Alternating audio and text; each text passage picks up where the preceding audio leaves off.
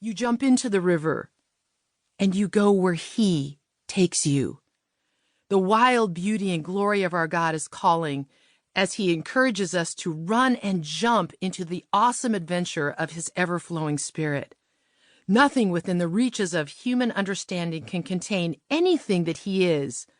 All He is unstoppable, uncontainable, unfathomable, and untamable.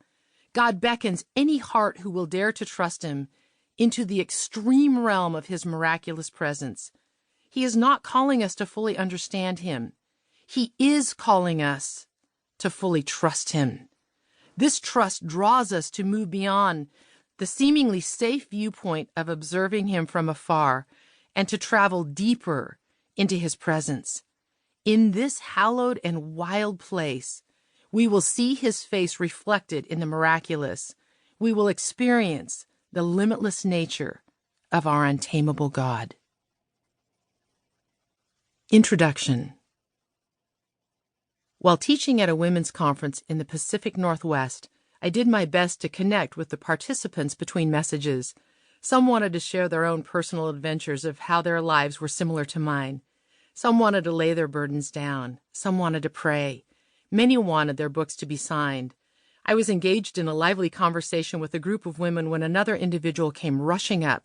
She reached in over the heads of those around me and exclaimed, "My friend might not be able to come today. She wanted to make sure that you signed her book." I noticed that the messenger was out of breath. She'd been running. This was important. Still seated among the group, I balanced the tattered copy of Hope Rising on my knee. While raising my pen over the page, I was stopped by the Holy Spirit. My prayer was little more than, "Lord, what is it? What do you want me to say to this daughter?" What flowed across the page beneath my pen was the worst, gushy greeting card type poem ever written. It read something like this: "I love you more than all the stars in the sky. I love you more than all the sand by the sea. All this love combined is the love we share, you and me." Oh my goodness, Lord, you can't be serious. This is terrible. This woman who owns this book is going to think I'm an idiot. I've never even seen her, and I'm writing a gag-atrocious poem about never-ending love? I handed the book back to its courier, and once she grabbed it, I held on for an instant thinking, I could still rip that page out. Lord, this is only making a fool out of both of us. As if in X-ray, I saw a flash of a Y shape. Intuitively, I knew one path led toward my pride, the other toward doing the will of God. I let the book go.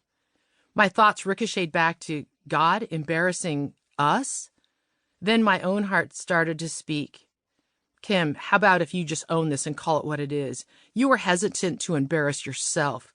God's never embarrassed by His plan. He's God. He's never embarrassed, period." There, among the chatting women, I confessed my prideful heart silently before the Lord. The conference concluded in the late afternoon. One at a time, I worked my way through the final line of those who wish for a hug, a prayer, a word of encouragement, or a signature on a book. Within this beautiful procession of women, I noticed a woman. She was completely wrecked, crying uncontrollably while clutching a book to her chest. She stood hunched at the very end of the row. Smiling, I caught eyes with her and pointed at her, communicating that I saw her and didn't want her to leave. She nodded in haggard response. It took another 45 minutes to work my way to this distraught soul. As the distressed woman stepped forward, I studied her. She was a mess. Her eyes were red and swollen. Her cheeks and blouse were soaked with tears. Deep waves of emotion swept over her, causing her entire body to tremble. Whatever had rocked her was doing so at a foundational level. Now, pressed against her chest was a copy of Hope Rising. She opened her mouth as if to speak, but said nothing. All that came out was an awkward attempt at stifling a sob. I watched in silence as a fresh flood of tears streamed down her face. Still gripping the small book to her chest, she opened the front cover. Oh, my dear Lord, it's the terrible poem book. Before I could stop it, a reflex thought flickered across my mind. Great, it was so bad you made her cry. Finally, when her words came to the surface, her voice carried those words on wings of pure astonishment. Her tear-filled eyes widened as she spoke. How did you know? How did you know? How did you know? Her incredulous gaze filled the gap between us. When she spoke again, her voice was